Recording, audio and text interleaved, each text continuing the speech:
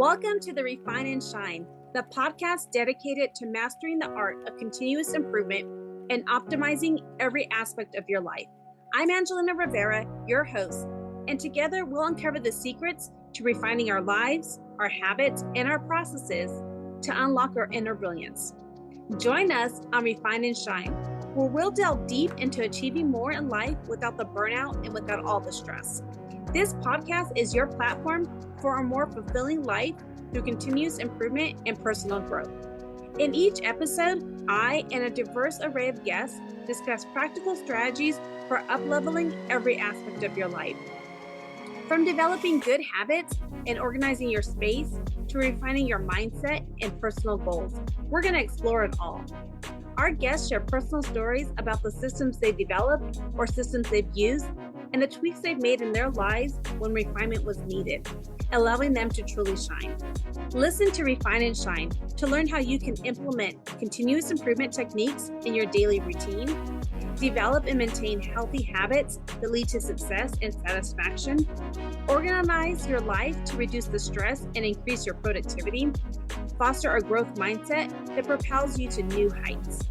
My mission is to inspire you to take bold action, make positive changes, and become the best version of yourself. Whether you're aiming to elevate your career, nurture meaningful relationships, or enhance your overall well-being, Refine and Shine is your guiding light. With over 25 years of experience in continuous improvement, I help businesses streamline their processes, establish efficient work areas, and implement standard work protocols. I have trained over 600 individuals and teams in process improvement, optimizing workflows, and enhancing overall operational efficiency. Tune in every week as we embark on an enlightening journey, exploring paths to refinement and illuminating the way to shine in every area of our lives. Subscribe now and join us on this journey to polish your life and let your best self shine through. Thank you for joining us on Refine and Shine. Hello, everyone. Welcome back to another episode of Refine and Shine podcast. I'm super excited about my guest today. We were actually talking for quite some time, and it's like, oh my gosh, we need to start recording this podcast. But my guest today is amazing. Her name is Malaysia Harrell. She is a board-certified psychotherapist, a spiritual transformation coach, a veteran, an award-winning entrepreneur, a keynote speaker, and author. But most importantly, she is a healer and a light who helps women rediscover their true selves. Through her powerful blend of clinical expertise, spiritual wisdom, and intuitive guidance, Malaysia helps women heal from past trauma, releasing limited beliefs, and stepping into lives of authenticity and freedom. Her own journey from overcoming childhood trauma and a life-threatening illness to building a thriving career is proof that faith, resilience, and purpose can transform pain into power. As a founder of Blissful Life Consulting, Malaysia is on a mission to empower individuals and communities through mindset coaching and holistic wellness. Whether she's speaking to one person or 1,000, Malaysia's energy awakens women to the possibility of more, and no one leaves her presence unchanged.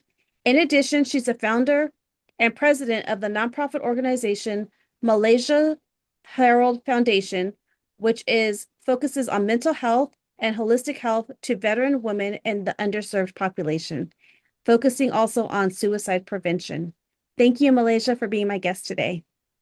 Thank you for having me, Angelina, and thank you for that great welcome. I just love, I see you now, and we go back and we're reading your bio, and it's like all these great things, but it wasn't always that way, right? I mean, we didn't even talk about, we read that bio, but you're also like a veteran spouse as well. And then you had this childhood, issues that you were going through. Can you walk us through and take us back to where you were back then and where you are today and how it's all been along the way?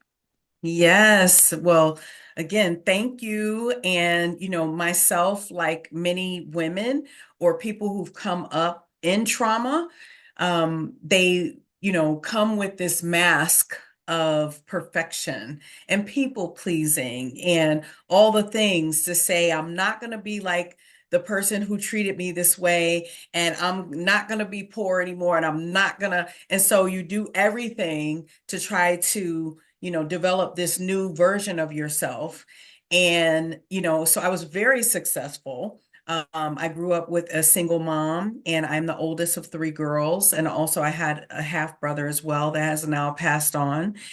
And so again, I was in every talented program, gifted STEM, writing program, and not even in middle school before junior high school. So I excelled very highly, because what I didn't know then is that I used validation, and I used my grades, and I used what I accomplished as my form of love, of Mhm. my form, because that's, your professors or your teachers that love you, they give you all this attention, and they're like, for anything that comes up, Malaysia has to, put her name on the list. And for those of you who are familiar with Girls State and Boys State, I went to Girls State. I was one of three girls, one of three Black or African American women that was part of 500 girls in the state of Massachusetts, from all, different, what do you call it, in your counties. Mhm. So they send a certain amount per county. So one of three African American girls to go to that. So again, I thought I was gonna be in politics and do all of that stuff. And so I was in junior ROTC, went to college, did 2 years of ROTC, 1 year of Air Force, 1 year of Army. And then I quickly realized that my whole childhood was taken up by the serving, right? And I was Mhm. like, I'm not sure. So I was like, I just want to have fun now. I want to do some things. And so I graduated from there, and, got my master's in social work. I thought I was going to do prison reform or something, to protect children, right? A lot of us get into these helping professions Mhm. because of our experience. And so when I graduated the program, or right before I graduated, I was like, okay, I wanted to be Clarice Starling. I wanted to do criminal profiling, and all of that stuff. And then 9/11 happened. So I was in my internship at the Baltimore Public Defender's Office. Now, before that, I worked corrections in the state of Connecticut before I came to Maryland. So again, I was always in these jobs that were like the worst of the worst types of jobs. And then I even did child welfare in Montgomery County right when I graduated. But the day 9/11 happened, I knew I was going into the military. I said that day I was going. So when I graduated, I did child welfare, but I did the intensive unit for child fatalities and serious injuries. So that was pretty challenging. Then I got a chance to go into the Air Force. I did a residency program. I was selected for that. Started at Andrews Air Force Base, and I was very successful, even in the middle, like, what do they call it? A hard charger in the Yeah. military, Yep. someone who is, and so then I ended up transferring into the United States Public Health Service after over 7 years. I had just gotten promoted to major, and then I transferred. So I know they weren't happy about that, because I got to definitely promote. Those of you who know about DPs and things you need to get promoted. Yeah. But I actually transferred because, like I had told you before, I had a half brother who didn't make it. He was tragically taken from us. And I didn't want my dad to, because that was at the height of the war on Afghanistan. And I didn't want my dad to ever have to bury another child in that way. Yeah. And he was very worried at the time. And I remember him saying, Angelina, if they take you as a prisoner of war, they're going to be begging the president to take you back. Like, he kept trying to keep himself going. So I was like, you know what, I got to do something. So I transferred. And of course, because many of the providers were deployed overseas, we augmented the United States Public Health Service. We augmented those officers. So a lot of us were still, I did most of my career in Department of Defense regardless. So I was doing well. Worked for the Surgeon General of the United States. I was the director of addictions medicine for Department of Defense. Highly decorated. If you see I'll send you the picture of my retirement. Looked like Mhm. Colin Powell, right? 2020 happened. What happened during 2020? The pandemic. The pandemic. So I deployed to the Navajo Nation, to the most desolate area. When I tell you they were being demise, like, there was a lot of deaths there, and that was one of the most reddest zones in the world at the time, because the deaths per capita, they were pretty much being wiped out. And me being there as the lead behavioral health provider for the incident command response team, and I did mental health for all the medical staff for 2 medical centers, and they sent me by myself.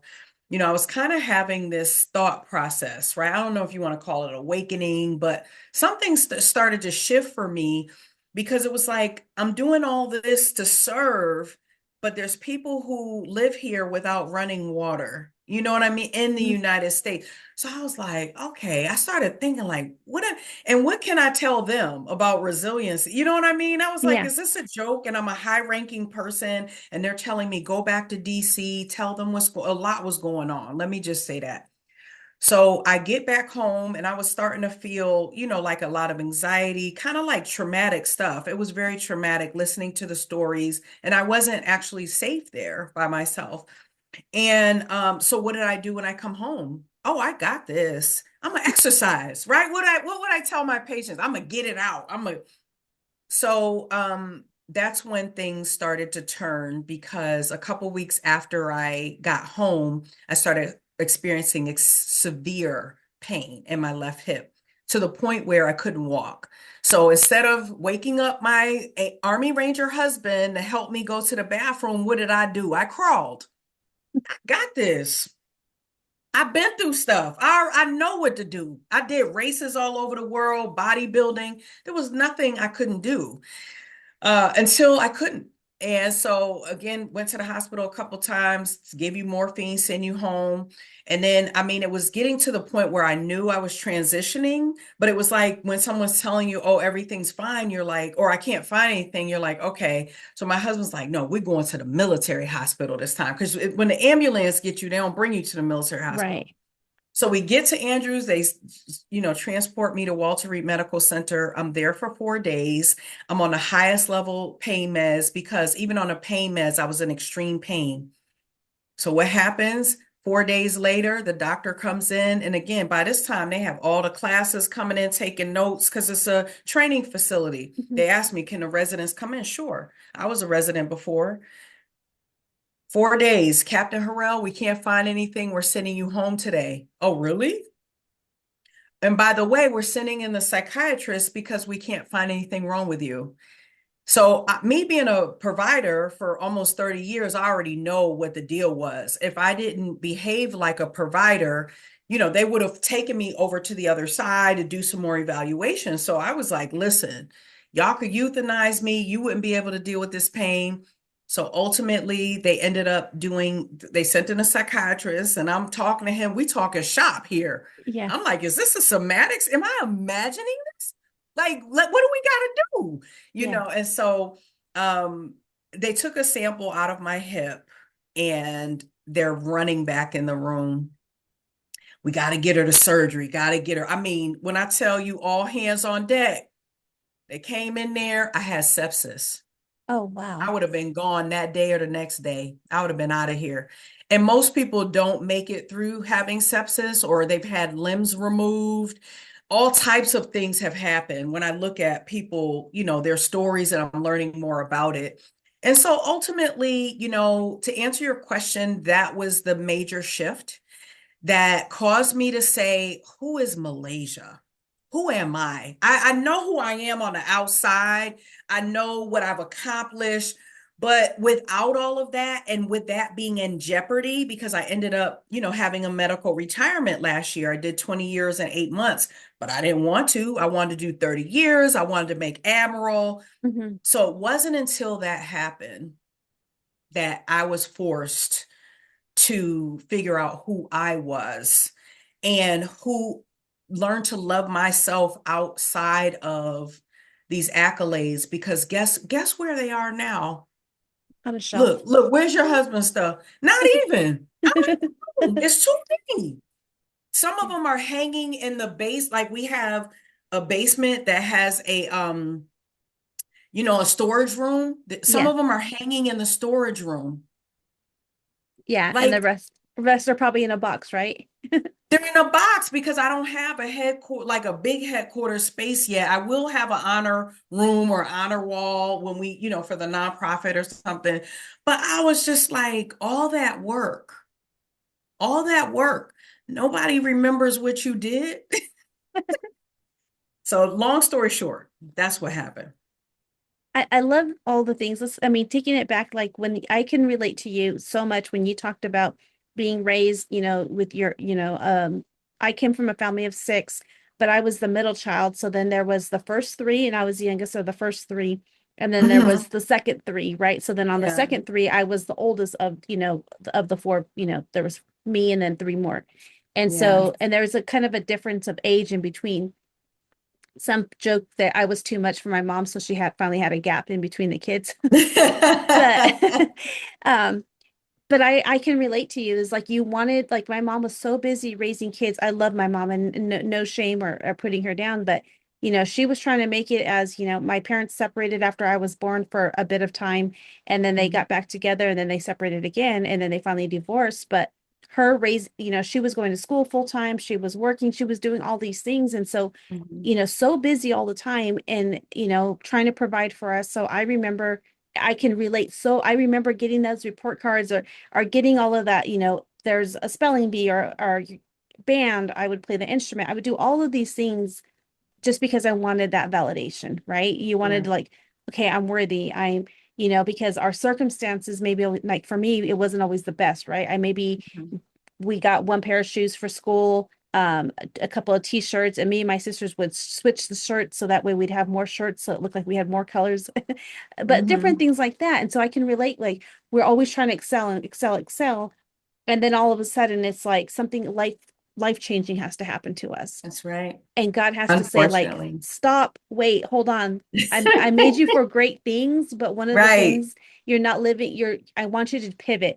My husband calls it the snowball effect. He says sometimes Mm. God shakes things up, like the snowball, you shake things up so something else Yeah. more beautiful can come about. I love that. I And love that. That is so true.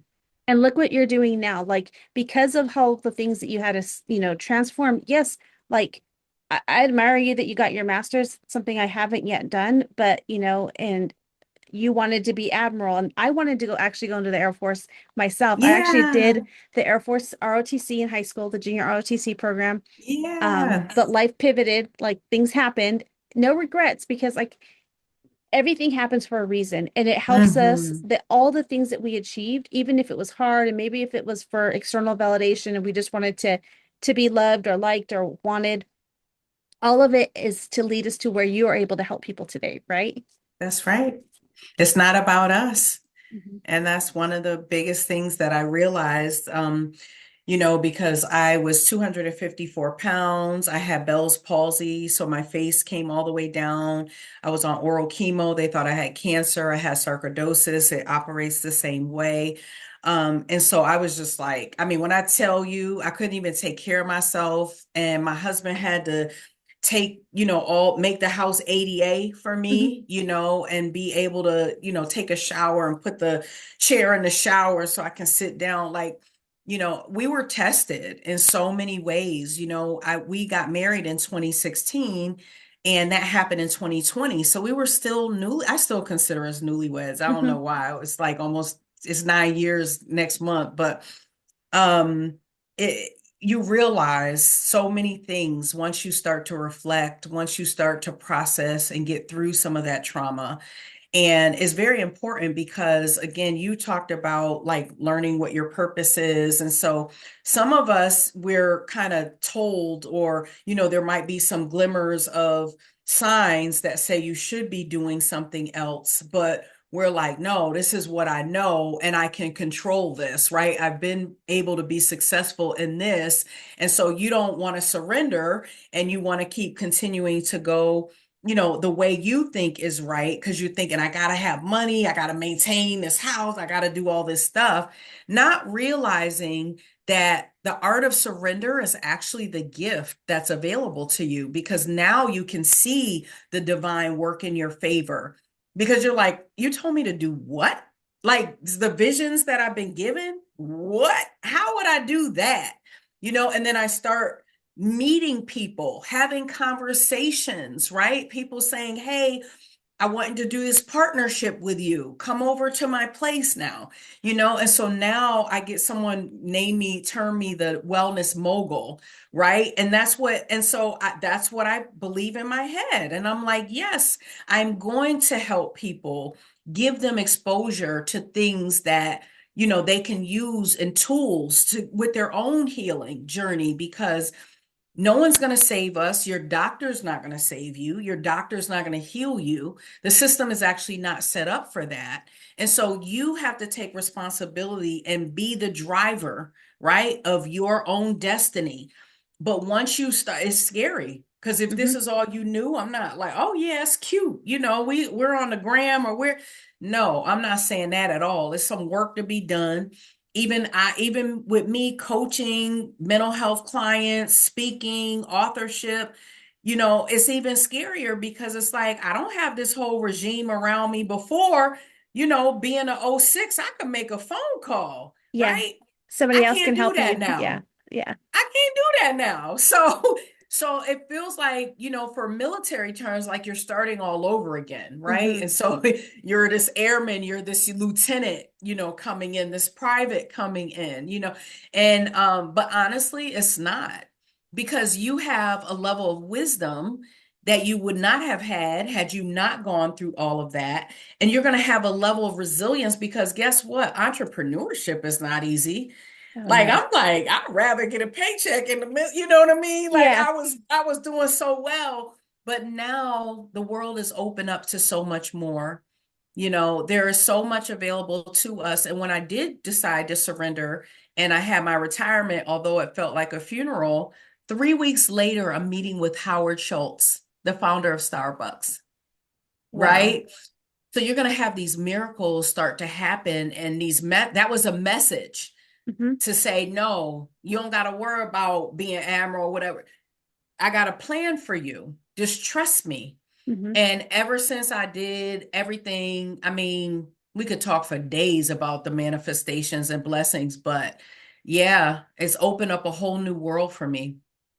I love that. I love that. And I think that that's one of the things that's so hard for people to do is like, and I know it's like when we're in that pain or whatever tragedies or health setbacks, like I've been through the same, it's a little bit of health setbacks myself. It's like, okay, what is God telling me to slow down for? Because what is he trying Hmm. to teach me? What is he trying to Hmm. say? Like, and like, I just had a conversation with somebody earlier today and they're like hustling, hustling. And I'm like, and they're like, I feel guilty for resting. I'm like, even Jesus rested. Like there's That's even right. Jesus Every rested. week, one day a week, the Yeah. whole day was supposed to be. We used to honor the Sabbath. Nobody Mhm. really honors the Sabbath anymore, and even with Chick-fil-A, they're closed one day a week. Like, they honor that. Yeah. So it's written in there, but do we do it? Not necessarily. Right. Right. And I think that when we rest, it allows us time to heal. It also allows us time, our brain to shut down. And actually, I find that when we rest, we're able to Mhm. create more. Right. You are. hmm You get clarity. Because you know why? So God is the creator. I mean, not to get too philosophical here. So if we're made in the image and likeness of God, that means when we're in our creative flow is when we're actually closest, right? Either when you're outside in nature, because we're part of nature, or when we're creating. That's what we were made to do. But we have learned to be workers, hmm and do all this stuff. But it's not till when you're in your creative mode is when you get all the answers. That's when you get the clues. That's because you're closest, right? Right. And so we need to glean into that. And so people always ask me, Malaysia, how can I get started? I know I need a change. I don't know what to do. And I'm saying, what is it that you used to do, possibly when you were a child, or something that you dreamed about? And it makes you feel, when you do it, it feels like the world doesn't even exist. Some people, it is creating music, listening to sounds. Some people, it is painting. Some people, everybody has a different thing. Mine is creating fragrance. Mm. when I create fragrance, when I'm around fragrances, I have a candle company and I'm transitioning to a fragrance company. Because I believe that aromatherapy is something that we have available to us now. You can take yourself to another realm, smelling your grandmother's, Hmm. peach cobbler or apple pie or rice and beef, whatever that is for you. I know there's certain times a year when I have certain things, you see that little what is it, the tin that they had the cookies in, that they used to Yeah. put the buttons in. There's Yeah. certain things that give you triggers for good. And so it's like, what are those things? Just start there. Just start there. Just start. I need to dust off my artwork or whatever. Dust it off. Get the brushes out. Do what you do. Maybe it's creating movies. Maybe it's writing. But that is something that it's like you get lost in space, like time doesn't even exist. Just start there because it's too hard to think about, okay, I got to meditate. I got to shut my brain off. And people are saying they can't do it. And I'm going to say, yes, you can.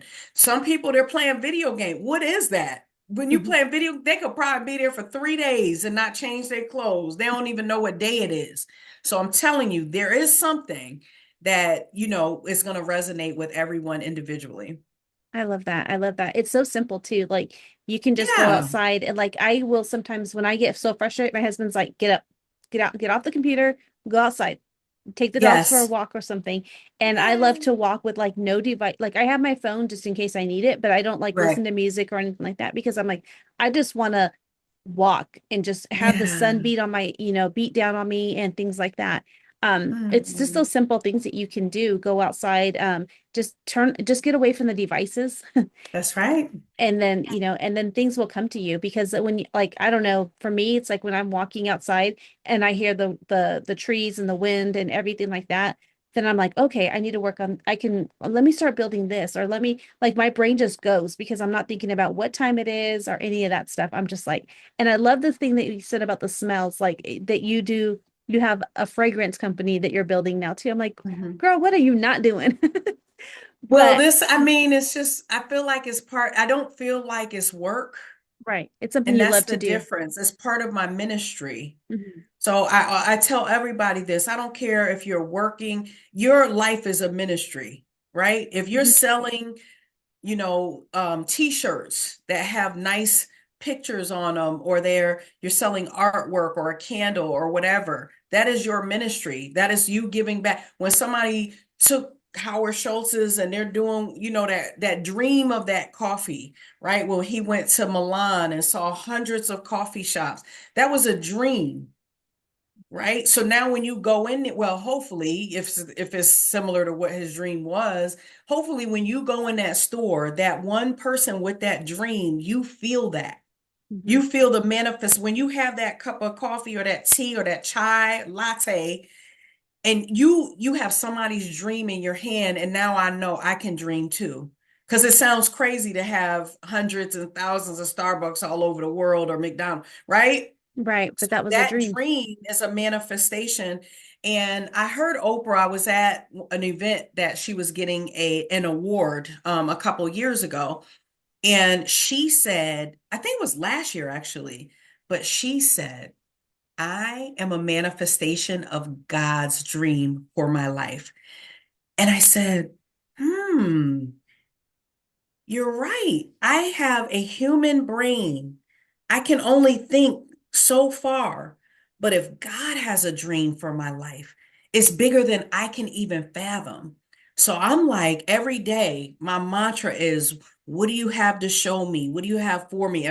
What do you have for me to do to bless somebody else? But I always say that miracles are happening, and I love to look for them, right? To look for them every day to say, what am I going to learn today? Or, what messages or downloads am I going to get? And then it becomes exciting because it's not like I got to figure this out. Let me get my notebook and get my checklist and strategy. No, no, this is not that at all.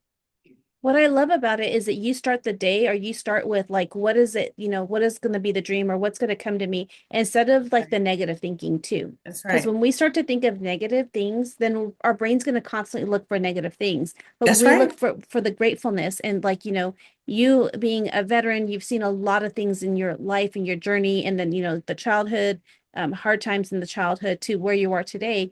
You have to realize, I mean, you realize that, has it always been that way, that you start with the positive? Has it always been part of your life? Well, when I was a little girl, and a lot of people who've been through trauma, they that's why we have people who, have different personalities and Hmm. stuff. Like you learn how to protect yourself at a Hmm. very young age. And so I was a dreamer.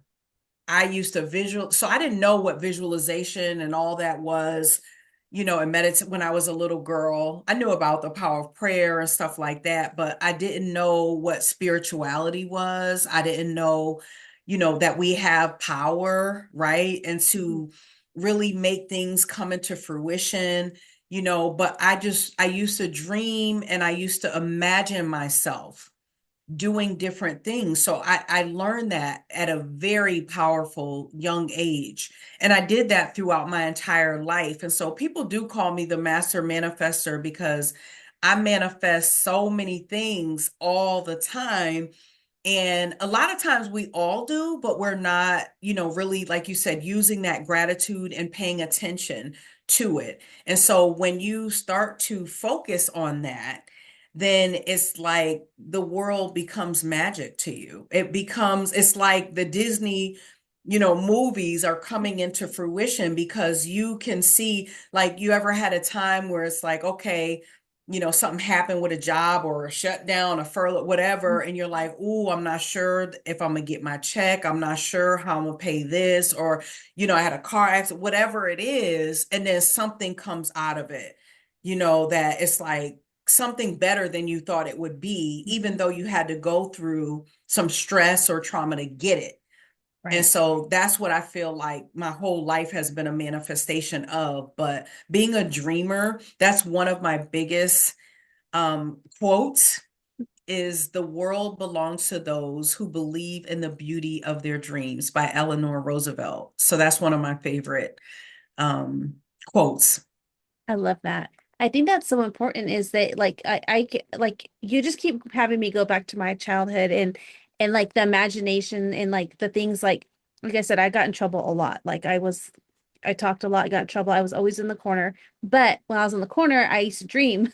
I used to imagine. I used to have like put these stories in my head. I used to, and Yeah, all of these things. And it really helped me get through life, like it helped me get through, and then like, okay, I'm gonna have this goal, or what's it look like when I'm gonna do this, or like having yeah, that feeling in your brain when you dream and you have these things, your brain doesn't know what's real or not real. Like it if you does keep, not. and so if you keep dreaming good things, the good things are going to happen to you, and you got to be They open will. to receive. And I love how Yes. you said, like, even like there could be things that happen in our lives, like there's setbacks, there's things that happen, but what is Hmm. going to come out of those things? And we can say, oh, this is always like this is every time. Or we can be like, okay, God, what's next? Like, what are you going to give me Hmm. because this is happening, I know right? I'm getting a big gift now. I went through all this. I know something coming. Hmm. Yeah. Yeah. I love all the things that you share. And you have such a, like, tell us a little bit about how you're helping veteran women now. Like, what is it you're Yeah. doing with your foundation? So with the foundation, I actually do a lot of things with women in general because I'm a spiritual transformation coach. I work with a lot of coaches actually in different parts of the world. So that's one thing I love about coaching is that you can see people everywhere. And I just realized that there were a lot of women who wore that mask of perfection and success, what society deems as successful for whatever reason. And we've taken on these roles and responsibilities that are not really ours, right? You have children who become adults at very young ages, trying to process and manage their parents and domestic violence or emotional violence, like all this stuff. And when I started working with women, and I realized also that the veteran women are very underrepresented because most of the resources that are available are tended for men. right? And so I said, what can I, again, it's not to bash anyone. I'm here to say, how can God use me to contribute to the solution? That's Mhm. it. It's not about me. If I do help and I am able to help, then I am, but it's not about me at this point. And so when I realized that, I said, okay, with Blissful Life Consulting, that's what we do. We offer mental health and wellness services and also corporate wellness. But I said, no, we need something specific that's geared towards supporting veteran women.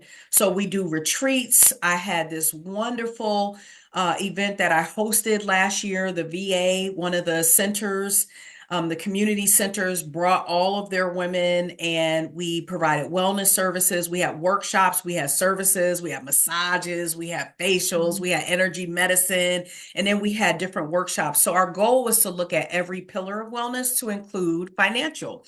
So we had a financial advisor there.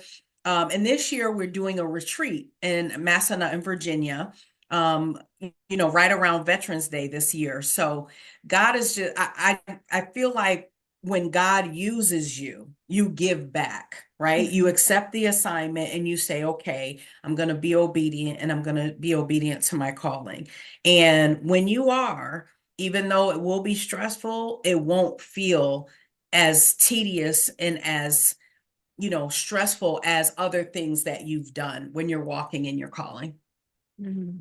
I think that sounds amazing. And I was like, as you're talking, I'm like trying to think, like, I really don't know many organizations or found, nonprofits or anything like that that really just focuses on women veteran. You're That's right. absolutely right. That's Um, right. so I think that that's something that, you have the ability to help and you're like, hey, God use me, guide me and help me help others. And I think that that's amazing. And then Yeah. with your consulting, can you talk a little bit? I mean, you touched a little bit about it, but can you expand a little bit on when you're saying you work with other coaches, what do you do with your consulting program or your consulting business? So I do spiritual transformation coaching. Many people who come to me or work with me are high achieving women who have experienced traumas, who've, developed this mask.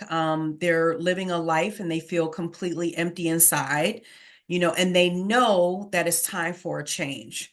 And so we basically work together for professionally and on their business and on their personal life to really revisit, right? And to find who you are now, to get clarity on what your current assignment is, because it may look different from, what it was before. And I talk about the grief that you're going to associate with dropping or releasing the old version of yourself, releasing people from your life who will only identify with the old version of yourself, who does not want you to change because they benefited off Mhm. of who you were, right? And so it feels like, oh, this is uncomfortable. I could either stay in this misery and pain, or I could risk losing some of this to actually free myself.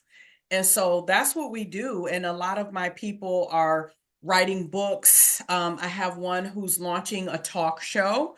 I had one who closed down her brick and mortar. It was sucking her dry. She's doing something completely different now. And I just want to highlight her because, again, she didn't know how she was going to make money. She ends up getting into, another type of field, and she got a scholarship. Oh, And not wow. only she got a scholarship for a certification, and not only that, it was a paid internship, and she bought a new car.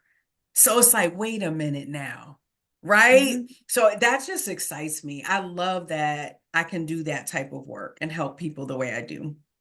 I love that you're doing that because I think that one of the things when you talk about it is like separating yourself from people. And I do time management. I'm a time management coach and I do Mm, productivity organizational systems and things like that. okay. But one of the things that we teach in the time management is kind of what you reflected on is sometimes when you may be giving too much of your time and energy to the wrong Mm, people.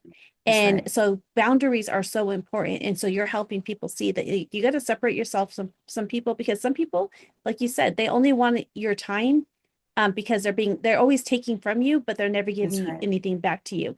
And That's that, right. helping that's like some of that goes back to the trauma. Like we're always saying yes to people please, and all of these other things because that's how we just want people to love us and to validate us and all of those things. But sometimes, sometimes people aren't serving you, or, you got to understand that. And there's a season for everybody That's too. right. And I think That's that's important. absolutely right. I love the work that you're doing. I love that.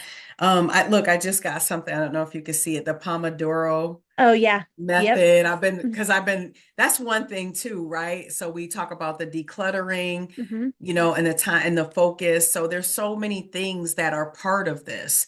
And I feel like there's not enough people in the world, right? We all have a space to help people, Right. right? You're a subject matter expert in this. I'm a subject, and I just love seeing women help other people to become the best version of themselves. Because time is one of your best assets, not money.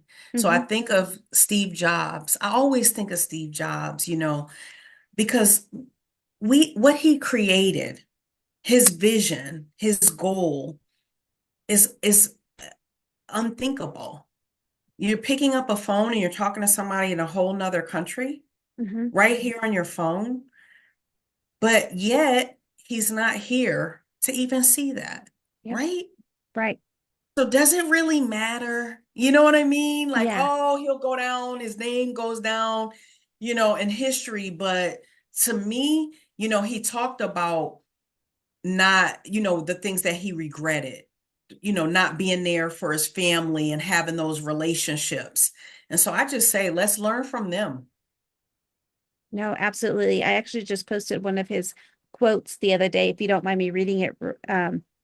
He said, "Your work is going to fill a large part of your life, and the only way to be truly satisfied is to do what you believe is great work. And the only way you do great work is to love what you do. And if you haven't found it yet, don't look, keep looking, and don't settle. All that really matters of the heart, you'll know when you find it." And that's kind of like we can do great things, but part of it is also about like work is going to always be work, but you got to love what you're doing. I And love, then because you'll never work a day in your life. yes, because our time is so precious. Like you said, like it's our most important asset. Like Right. we don't ever get it back. Like every minute we're just going in closer to our endpoint. And so the way that we use our time and how we making sure that we use it the best. And that's also goes back to what we were talking about earlier. When you start your day and if you think negatively right away, your day's always going to be negative. But if you That's right. just thank God that you woke up and think, okay, what great gift am I gonna, what great gift am I gonna be able to see today or appreciate, or where are you gonna Mhm. guide me at today? It Mhm. changes everything. It I don't want to does. be wasting time being angry or saying no to somebody about something that they want me to do because it's, and I'm like, okay, I'm busy working on something else and not I don't want to be worried about the anger that they might have because I'm just wasting time thinking about that.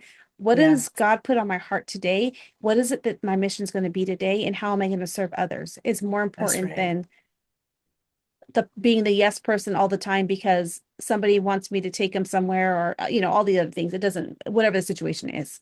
I That's think it's so important. true. That is so true. I love all the things that you're doing, and so how can people connect with you? So people can connect with me. My website, malaysiaharrell.com, blissfullifeconsulting.com for the wellness and mental health solutions, and for speaking engagements, for workshops, or just for consultation, info at malaysiaharrell.com. And I'm all on most social media platforms. I'm highly active on Instagram. And so, follow me there. You'll see my book coming out, God Has My Six. And it really talks about, my healing journey, but really it's the blueprint for someone who wants to completely transform their life. It's that manual that I needed when I did what was in complete darkness and I did not know or see a glimmer of hope on the other side. This is it.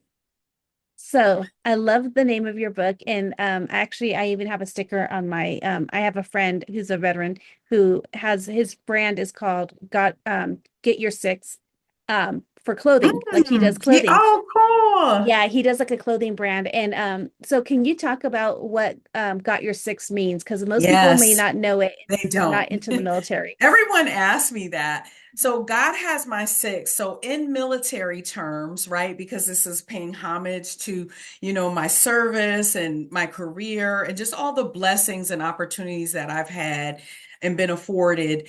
But basically in combat or just in direction, we go by directions, and the direction is by the clock. And so 6 o'clock is actually your back. So could you imagine going into the enemy saying, I'm right on, northwest at this coordinates, and so it's really a way to, to say, God has my back. Mhm. God has my back, because everybody's not always going to have your back, even though they love you. So when you are transforming to the highest version of yourself, people are going to look at you like, what is she doing? What is wrong with her? She done lost it, Mhm. and so they have not seen the vision that God has given you for your life. That was not a conference call. Yeah. Okay. It was between you and God. And so sometimes you need to kind of go inward and have that relationship and develop that relationship, especially if you've lost that connection. A lot of us have, especially when we experience traumas, get back that relationship and hear directly from God. And guess what? You're not always going to be able to talk about the visions that you're given. Because again, people won't be making phone call. You okay? Somebody said you doing this. What's that about? Mhm. So just God has my six. Talk with God. Get everything going that you need to get, and just remember that God lives inside of you as well. Because I felt, and I have a lot of patients that say, I have questions for God, or I don't know why this happened or that happened. So you feel a disconnect. But it's Mhm. like, no, it's just that there's a lot of trauma that is, kind of overshadowing. So they have these blockages, these Mhm. spiritual blockages. But if you are made in the image and likeness of God, then you are part of God. Like Mhm. that is what it is. And that's how you're able to create. And so that just knowing that gives people a little bit of hope to say, oh, I can create this. And here's the thing. If you haven't been doing it, let's just see what's the pot. If I'm already at the bottom, Right. can I just see what I could do? I Hmm. still got time. Let me just see. And then watch God blow your mind. Hmm. I love that. I love Mhm. that. When is your book coming out? My book is coming out at the end of the year. And so just stay posted, and you can get a copy. Some people have done pre-sale, so they're going to get their copy first. Mhm. But it's been a labor of love. And what I will tell people is, if you do want to do any type of memoir that does involve trauma, that is not an easy process at all. Everyone's thing is cute. Oh, I have a book. And it's like, no, you're going to be led down them dark hallways and them Mhm. tunnels that you were in, because you're re-experiencing it. And so that's why I'm going to be like working with women to help them, publish their books, because now I know what people need or how I can support during those time frames. But it is not an easy process at all. And one thing to remember, if you are going to tell your story, is it's not for you. Your story's not for you. So when, because initially it's like, I want to tell everybody my story. I want to tell them what happened, but just know that it's not for you. It's going to help someone else in their deliverance. Mhm. Mhm. I love that. I love that. As we wrap up, and I'll make sure that I have all your links in the show notes and stuff. I mean, we could Okay. talk for days on this Yes. everything. Um, but what is I always like to ask my guest, what is a word, a phrase, a book to read, a type of action, something that they can do today, to in order to refine and shine. Oh, there's so many. I can answer this in so many ways. Go ahead. But I would say to practice the art of becoming Mm. and to embrace it. We talked about surrender before, but it's not like you ever reach a time to say, "Oh, I've made it." And so when you embrace the art of becoming, continuously growing, continuously transforming yourself, I'm not talking about getting degrees and getting certifications. That's completely different. I'm talking about working to honor yourself, honor the reason why you're here, and working towards becoming the highest version of yourself at all times. They talk about Maslow's, hierarchy of needs and self-actualization. And a lot of people never will reach that. But wouldn't it be nice to try? Wouldn't it be nice to see where we could go in that and becoming the highest version of ourselves? And as far as a book, I think The Power of Now by Eckhart Tolle. I just actually seen him several weeks ago in DC. He was very monumental in my healing and just learning about mindfulness and, learning to be, right? We're human beings. And learning about the role we play in our own suffering. Oh, sounds so good. I actually have that book on the shelf over there. That's going to be my Yeah. next book to read today. Yeah. Oh, wow. Oh, see, ding, ding, ding. Anytime these little tiny I call them tiny miracles. If something keeps coming up, write that down, hone in on that. Yeah. Yes. Oh, you're such an amazing guest. I thank you for all that you've provided. And I cannot wait for your book to come out, and I will have all the links on the show notes. And I just want to say thank you, one, for your service, and thank you for everything that you have created. And I just want to again say thank you for helping those veteran women out there and all those who've been underserved, because I think that there's such a need.